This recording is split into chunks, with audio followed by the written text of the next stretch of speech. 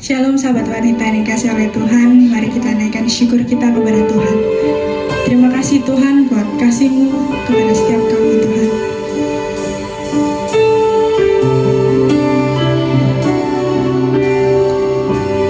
Banyak yang Kau perbuat di dalam hidupku.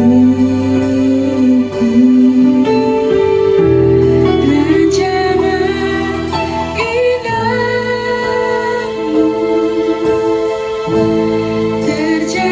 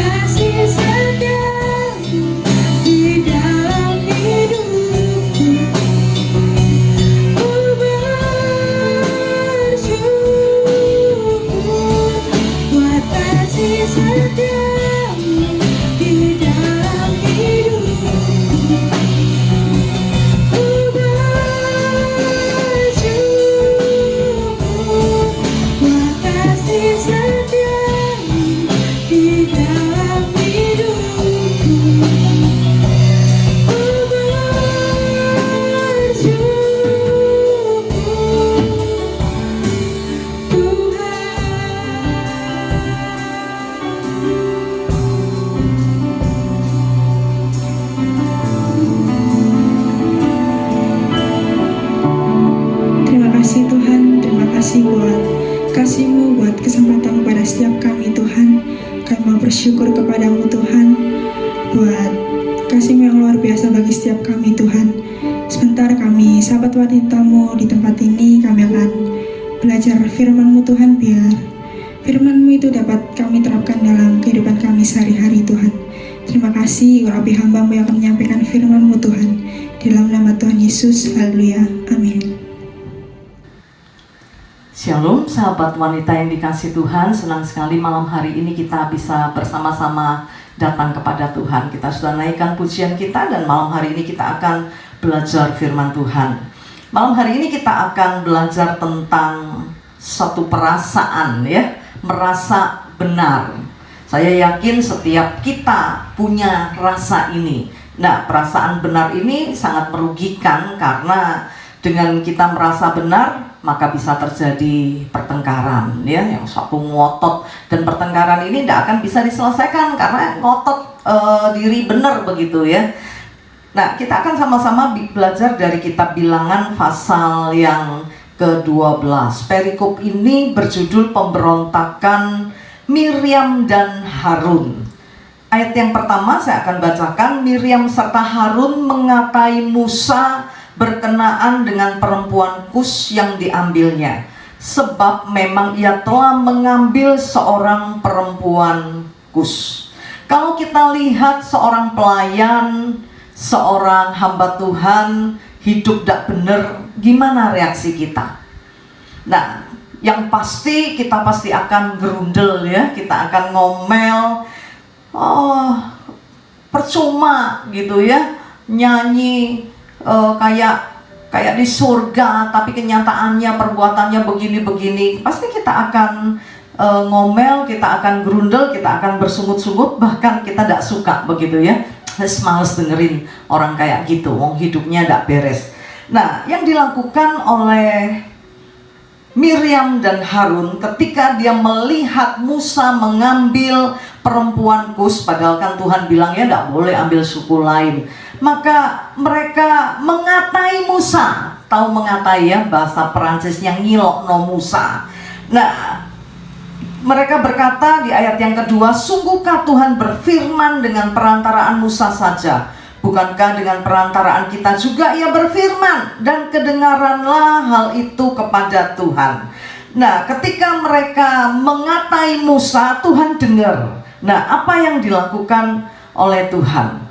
Di ayat yang ke-5, lalu berfirmanlah Tuhan dengan tiba-tiba kepada Musa, Harun dan Miriam, keluarlah kamu bertiga ke kemah pertemuan. Maka keluarlah mereka bertiga. Lalu turunlah Tuhan dalam tiang awan dan berdiri di pintu kemah itu, lalu memanggil Harun dan Miriam. Maka tampillah mereka keduanya. Lalu berfirmanlah ia, dengarkanlah firmanku ini. Jika di antara kamu ada seorang nabi, maka aku, Tuhan, menyatakan diriku kepadanya dalam penglihatan. Aku berbicara dengan dia dalam mimpi. Bukan demikian hambaku Musa, seorang yang setia dalam segenap rumahku. Berhadap-hadapan aku berbicara dengan dia terus terang, bukan dengan teka-teki. Dan ia memandang rupa Tuhan. Mengapa kamu tidak takut mengatai hambaku Musa? Sebab itu bangkitlah murka Tuhan terhadap mereka. Jadi Miriam dan Harun ngilokno Musa. Yang marah siapa? Yang marah Tuhan, ya. Tuhan bilang, kalau memang ada nabi, aku akan berbicara kepadanya dalam mimpi. Tapi dengan Musa tidak seperti itu. Aku berbicara terang-terangan, hadap-hadapan, ya, bukan dengan teka-teki. Nah, rupanya Tuhan bela Musa, ya, di ayat yang ke-10. Dan ketika awan telah naik dari atas kemah, maka tampaklah Miriam kena kusta, putih seperti salju. Ketika Harun berpaling kepada Miriam, maka dilihatnya bahwa dia kena kusta. Lalu kata Harun kepada Musa, ah Tuanku, janganlah kiranya timpakan kepada kami dosa ini yang kami perbuat dalam kebodohan kami. Harun mengakui kalau dia salah, ia bodoh, ya, mengatai Musa. Tuhan marah. Karena itu dia bilang sama Musa, ya, Nah, jangan timpakan ke kami. Lalu Musa berseru kepada Tuhan di ayat 13, ya Allah, sembuhkanlah kiranya dia. Tapi apa yang terjadi? Apakah Tuhan menyembuhkan mereka? Enggak, ya. 7 hari mereka harus diasingkan, dikucilkan karena mereka kena kusta. Baru setelah 7 hari mereka boleh kembali ke tengah-tengah bangsa Israel. Tragis banget ya, hanya karena mengatai Musa, Harun dan Miriam harus kena kusta. Banyak kali kita tidak sadar, kita sering mengatai hamba Tuhan, kita sering menghakimi mereka, kita sering ngomong yang tidak benar tentang mereka. Hati-hati loh. Di sini tidak diceritakan Musa yang marah, tapi yang marah Tuhan. Tuhan dengar, lalu bangkitlah murka Tuhan. Nah, Miriam dan Harun kena kusta. Nah, apa yang bisa kita pelajari dari kisah ini? Sahabat wanita, jangan pernah merasa diri benar. Jangan pernah menghakimi orang. Jujur ya, kita wanita gampang sekali menghakimi orang. Gampang merasa diri lebih baik dari orang itu. Oh, Pak, kayak gitu. Aku enggak seperti itu. Hati-hati ya. Nanti kita akan belajar banyak apa yang firman Tuhan katakan tentang hal ini. Sahabat wanita, kita tidak lebih baik dari orang lain. Semua orang pasti punya kelemahan, termasuk pemimpin kita ya. Musa ini seorang yang luar biasa. Dia bisa ngomong sama Tuhan kayak ngomong sama teman, tapi dia juga punya kelemahan. Dia menikah dengan orang Kus ya. Tapi ini tidak masalah bagi Tuhan, tapi bukan berarti terus kita ikut-ikutan. Oh ya udah, kita boleh berpasangan dengan orang yang tidak seiman, bukan begitu ya. Konteksnya tidak begitu. Nah, konteks di sini satu hal yang perlu kita sadari, bahwa kita ini tidak lebih baik dari orang lain. Jangan pernah ngilokno orang ya. Itu bahasa Perancis. Jangan pernah mengatai orang. Tuhan tidak suka. Tuhan tidak suka orang sombong, orang yang merasa diri benar, terus menghakimi orang lain. Orang seperti ini adalah orang yang sombong. Tuhan mau kita rendah hati. Nah, sebelum kita lihat kisah dalam Perjanjian Baru, saya ingin kita melihat bahwa orang yang merasa benar, Tuhan tidak ingin kita merasa benar. Kenapa? Orang yang merasa benar itu selalu berpikir dia bener.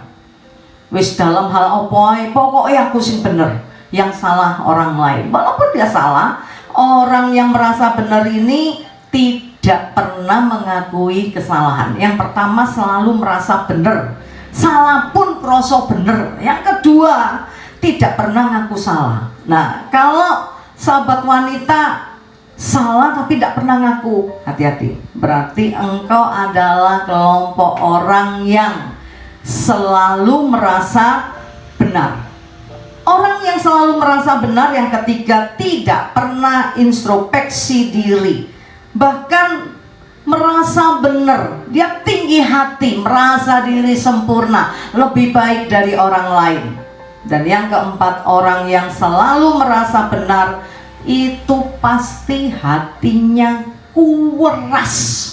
keras hati ya. Udah tahu salah tetap ngotot begitu ya, tidak bisa ditekuk, tidak bisa dinasehati.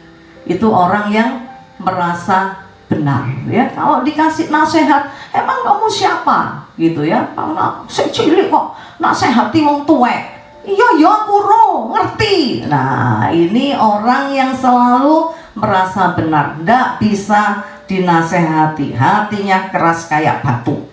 Sulit menerima nasihat, apalagi kritik.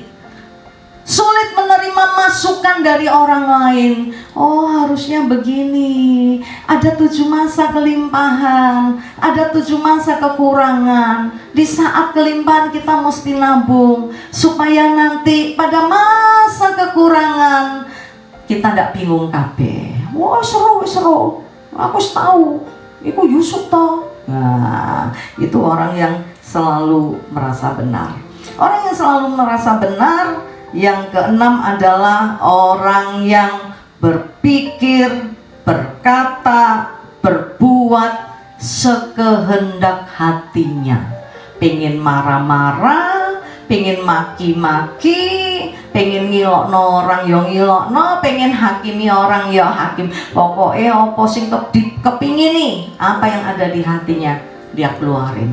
Itu orang yang merasa diri benar. Tetapi sebaliknya, ya, orang yang rendah hati pasti ngomongnya hati-hati, ya. Mau ngomong dipikir dulu, takut salah. Apakah ini melukai orang? Enggak. Benar enggak omongannya, begitu ya. Kadang apa yang kita lihat ini enggak seperti yang sesungguhnya terjadi. Walaupun kita lihat saat itu, ya, di sinetron ya, ada seorang suami ketika pembantu rumah tangga membersihkan kamarnya. Seorang suami dia pulang karena mapnya ketinggalan. Dia buru-buru masuk kamar ambil map. Ketika dia mau keluar, istrinya datang, lihat. Nah, dipikir selingkuh karena dia dan suaminya ada di kamar. Padahal nggak selingkuh, ya. Dia mau ambil map dan pembantu lagi bersihin kamar. Nah, karena itu kita harus hati-hati dengan apa yang kita lihat, dengan apa yang kita katakan. Apa yang kita lihat itu belum tentu seperti apa yang kita pikirkan. Kayak contoh tadi, ya. Nah, orang yang rendah hati, dia mau ngomong hati-hati, dipikir dulu. Ada yang orang kalau ngomong nggak dipikir, selasan nyerocos begitu ya, nggak mikir apa yang dikatakan ini benar nggak, apa yang dikatakan ini menyakiti hati orang nggak, begitu ya. Makanya firman Tuhan berkata, dalam banyak bicara banyak pelanggaran. Oke, saya nggak bahas tentang bicara, tapi saya bahas tentang diri merasa benar dan yang sebaliknya. Ya, kita sampai di poin yang ketiga, orang yang rendah hati. Orang yang rendah hati adalah orang yang selalu menyadari kesalahannya. Ya, kalau salah rasa dan tidak berkeras hati. Bapak no, dia kan tidak tahu. Pura-pura tidak tahu aja, gitu ya, kan gengsi ngakui kesalahan. Orang yang rendah hati tidak begitu. Kalaupun dia salah, dia merasa dan dia akan minta maaf. Oke, kita akan lihat contoh dari Lukas pasal yang ke-18. Apa kata perjanjian baru dengan orang yang merasa diri benar? Hati-hati, karena pada akhirnya orang ini ditolak Tuhan, ibadahnya sia-sia. Berbeda dengan orang yang rendah hati. Lukas pasal 18 ayat yang ke-9 sampai 14. Lukas pasal 18 ayat yang ke-9. Saya akan bacakan ayat ini. Perikop ini berjudul perumpamaan tentang orang Farisi dengan pemungut cukai. Orang Farisi ini ahli kitab, ya. Nah, dia belajar khusus tentang kitab-kitab dan dia melakukan hukum Taurat itu secara detail. Nah, yang satu pemungut cukai. Siapa pemungut cukai? Pemungut cukai adalah orang berdosa. Nah, waktu itu Israel sedang dijajah oleh bangsa Roma dan ada orang-orang Israel yang bekerja pada pemerintahan Roma, ya, memungut pajak. Orang-orang ini tidak disukai, ya, karena bekerja pada penjajah. Tidak hanya itu, pemungut cukai ini biasanya memungut lebih dari yang sudah ditentukan. Misalnya harus pungut pajak itu 5.000, dia tambahi 5.500, yang 500 masuk kantong sendiri. Karena itu dia dianggap pengkhianat bangsa dan dia sangat dibenci. Dia dianggap sebagai orang berdosa. Ayat yang ke-9, dan kepada beberapa orang yang menganggap dirinya benar dan memandang rendah semua orang lain, Yesus mengatakan perumpamaan ini. Kalau ada yang menganggap dirinya benar, ya, dan suka memandang rendah orang lain. Kalau ada apa, kok gini, aku tidak begitu, ya, selalu merasa diri tinggi, orang lain rendah. Dengar perumpamaan ini, kata Yesus. Ayat 10, ada 2 orang pergi ke bait Allah untuk berdoa. Yang seorang adalah orang Farisi dan yang lain adalah pemungut cukai. Jadi ada 2 orang, yang satu orang Farisi, yang satu pemungut cukai. 11. Orang Farisi itu berdiri dan berdoa dalam hatinya. Dia berdoa dalam hatinya loh. Apa yang dia katakan kepada Tuhan? Ya Allah, aku mengucap syukur kepadamu karena aku tidak seperti semua orang. Aku bukan perampok, aku bukan orang lalim, bukan pezina, dan bukan juga seperti pemungut cukai ini. Dia berdoa di dalam hatinya, tetapi dia lupa Tuhan adalah Tuhan yang melihat hati. Dengan sombongnya dia berkata bahwa dia bukan perampok, dia bukan pezina, dia tidak seperti pemungut cukai. Dan yang kedua, dan tidak cuma ngomong begitu, dengan bangganya dia bilang, aku berpuasa 2 kali seminggu, aku memberi perpuluhan. Dia enggak, gitu ya.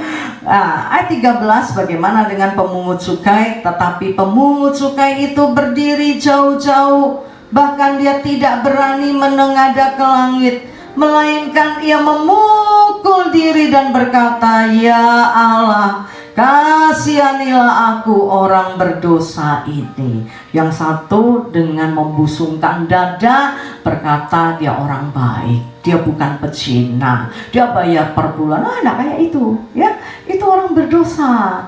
Nah, sedangkan yang satu dia dengan rendah hati datang kepada Tuhan, dan berani dekat ya, merasa diri orang berdosa. Dia berkata kepada Tuhan, Tuhan, aku orang berdosa ya. Dia menyesali perbuatannya. 14. Aku berkata kepadamu, orang ini pulang ke rumahnya. Siapa orang ini? Pemungut cukai. Dia pulang ke rumahnya sebagai orang yang dibenarkan, karena dengan segala kerendahan hati dia datang kepada Tuhan, menyesali apa yang dia lakukan. Maka orang ini pulang dan dibenarkan. Kalau datang kepada Tuhan dengan kesombongan, hati-hati, Tuhan tidak akan pernah benarkan kita. Tetapi sebaliknya, Tuhan benci dengan orang seperti ini. Oke, ayat selanjutnya berkata, Allah dan orang lain itu dibenarkan Allah ya. Jadi pemungut cukai ini dibenarkan dan orang Farisi itu tidak. Sebab barang siapa meninggikan diri, dia akan direndahkan. Dan barang siapa merendahkan diri, dia akan ditinggikan. Jangan pernah merasa diri hebat, merasa diri rohani, terus hakimin orang lain. Oh, aku tidak kayak gitu ya. Apa? Dia perempuan, udah tua, lembeng, begini, begitu ya, tidak kayak aku loh, aku tidak seperti itu. Hati-hati. Kalau engkau datang kepada Tuhan dengan kesombonganmu, maka Tuhan tidak akan pernah mengampunimu dan membenarkanmu. Tetapi ketika engkau datang kepada Tuhan, menyesali apa yang telah engkau lakukan, semerah apapun dosamu, Tuhan akan jadikan putih seperti bulu domba. Jadi mari kita belajar merendahkan hati kita di hadapan Tuhan, dan tidak menganggap diri orang paling jempol, orang paling ciamik, orang paling hebat. Tetapi sebaliknya, biar kita tetap rendah hati. Kalaupun kita punya, semua karena Tuhan, bukan karena hebat, bukan karena kuat, tetapi semua karena Tuhan. Sebuah pujian berkata, bila engkau punya, itu karenanya. Tidak ada yang bisa kita dapatkan dengan kekuatan kita sendiri. Bahkan posisi terbaik pun bisa hilang sekejap. Seperti corona ini tidak ada orang yang duka. Saya dulu pikir, ya ampun, enak ya jadi orang kaya. Ketika anak saya harus bekerja sambil kuliah di Australia, sempat di hati ini ada rasa iri terhadap orang kaya.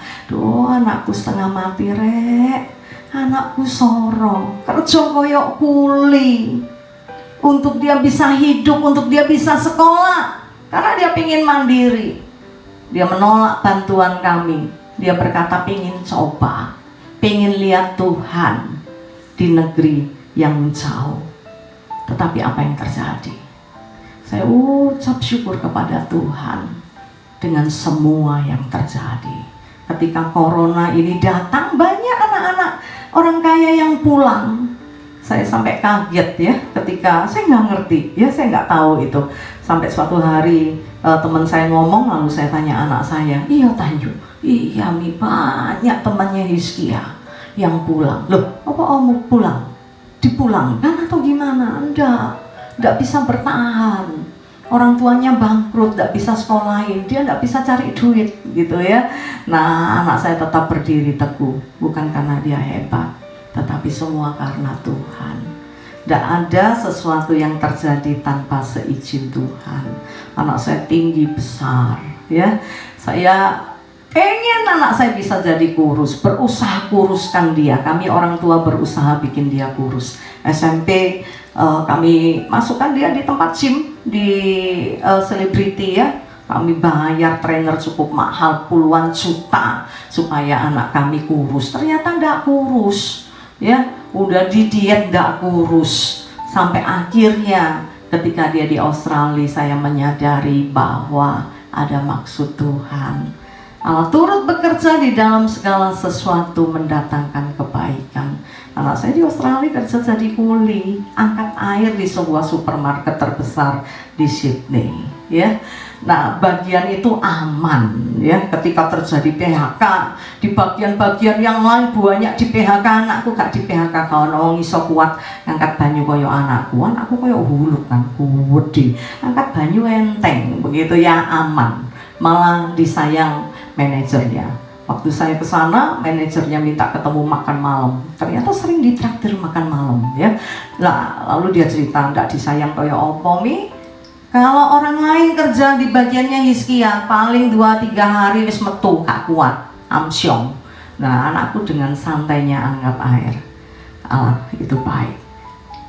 Kalau kita punya, itu bukan karena kita, tetapi karena Tuhan memberikannya kepada kita.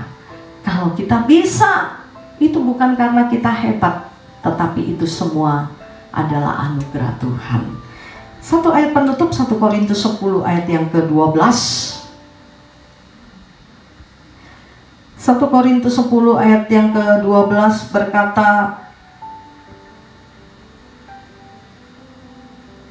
sebab itu siapa yang menyangka bahwa ia teguh berdiri, hati-hatilah supaya ia jangan jatuh.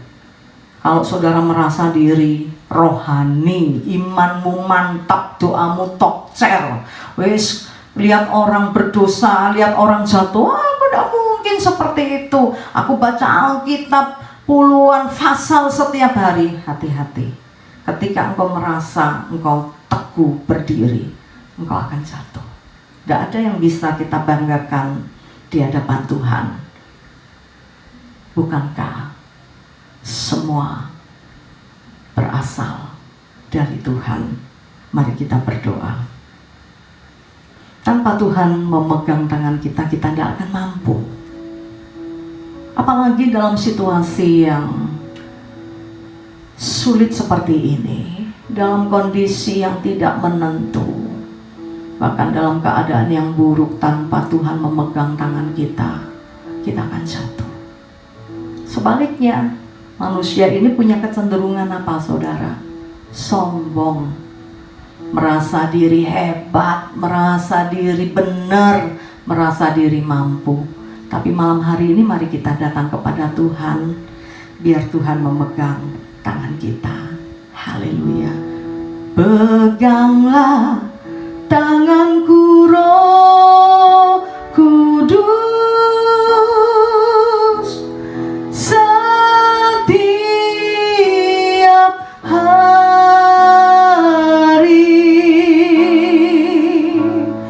Ku tak dapat jalan sendiri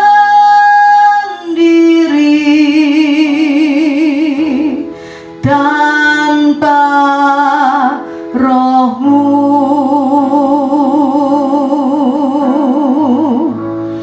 Bawalah diriku ke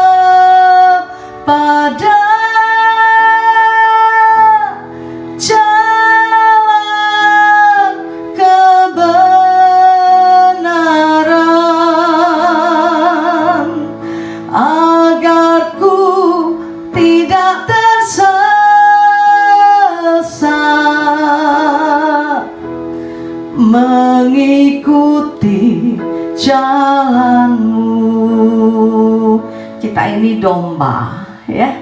Domba itu lemah, dia tidak punya senjata untuk melindungi dirinya. Tetapi domba ini nakal. Seringkali dia pergi meninggalkan kawanannya dan tersesat.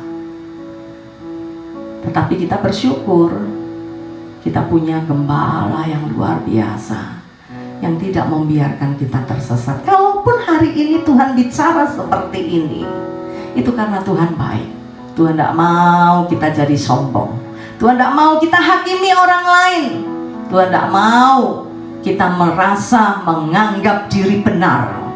Lihat orang berdosa, berzina, oh aku tidak seperti itu. Aku sih baik-baik saja. Aku dekat sama Tuhan sih, jadi aku tidak mungkin seperti itu. Lihat orang buat kesalahan, wah dasar mulutnya. Lihat apapun. Orang yang menganggap diri benar selalu merendahkan orang. Hati-hati, tidak lama kau akan jatuh. Saya sudah lihat banyak contoh. Ketika seorang membusungkan dada, merasa diri hebat, tidak seperti orang lain yang jatuh, tidak seperti orang lain yang berbuat kesalahan. Pada akhirnya dia juga jatuh. Karena itu izinkan Tuhan menggandeng tangan kita. Amin. Mari angkat kedua tanganmu, biar Tuhan menggandengmu, biar Roh Kudus menuntunmu menuju jalan kebenarannya. Peganglah tanganku Roh Kudus setiap hari.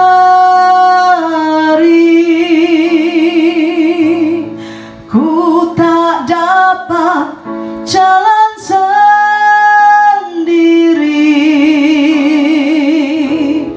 tanpa Roh-Mu.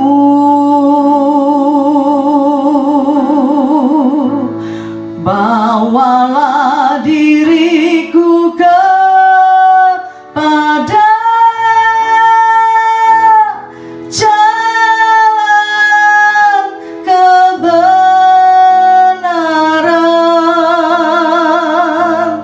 agar ku tidak tersesat,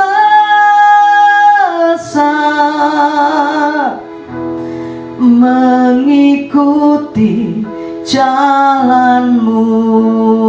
Kami mengaku di hadapan-Mu, kami ini lemah Tuhan. Terlalu gampang kami menjadi sombong ketika Engkau mengangkat kami. Bahkan kami menghakimi orang lain, menganggap orang lain adalah orang yang berdosa, dan menganggap diri orang yang paling baik, paling benar. Kami minta ampun Tuhan. Kami tidak mau seperti orang Farisi yang pada akhirnya Tuhan tidak membenarkan dia. Tetapi malam hari ini kami mau merendahkan diri di hadapan-Mu, mengaku banyak kekurangan dan kelemahan kami.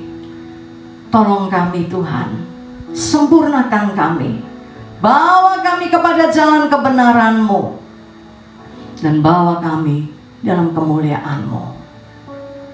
Hamba-Mu selesai berbicara, kami percaya Roh Kudus-Mu terus berbicara, menyadarkan setiap kami, para sahabat wanita, untuk hidup benar di hadapan Tuhan. Rendah hati dan tidak sombong, tidak menganggap diri benar, tidak merasa diri paling benar. Supaya kami bisa berubah Tuhan. Supaya kami hati-hati dalam apa yang kami lakukan dan katakan. Dan supaya hidup kami berkenan di hadapan-Mu. Terima kasih Bapak, terima kasih. Bersyukur buat malam hari ini, ibadah yang pendek ini. Kami berdoa biar ibadah kami menyenangkan hati Tuhan. Karena kami datang kepadamu dengan segala kerinduan kami Tuhan. Sungguh kami memuji-Mu sebab Engkau Allah yang baik. Kami memuji-Mu sebab Engkau Allah yang dahsyat dan luar biasa. Segala pujian, hormat dan kemuliaan hanya bagi-Mu. Dan sebelum kami selesaikan ibadah kami malam hari ini, kami angkat tangan ke surga. Yang terbaik dari Tuhan akan kami terima. kiranya Engkau memberkati aku berlimpah-limpah dan memperluas daerahku dan memperluas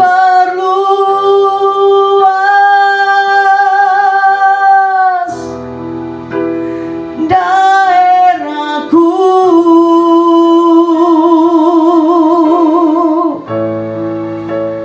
dan kiranya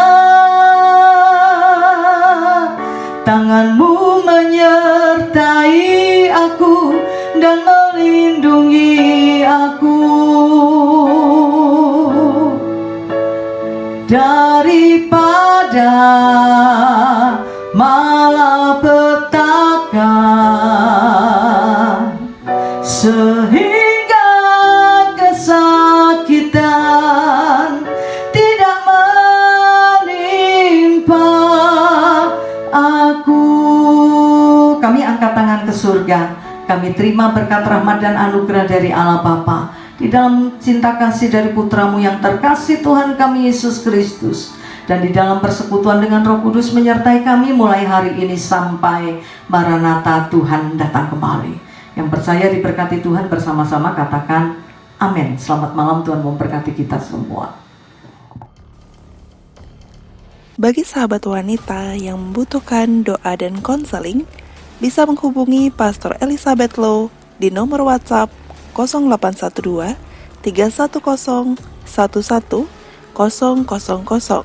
Terima kasih, Tuhan Yesus memberkati.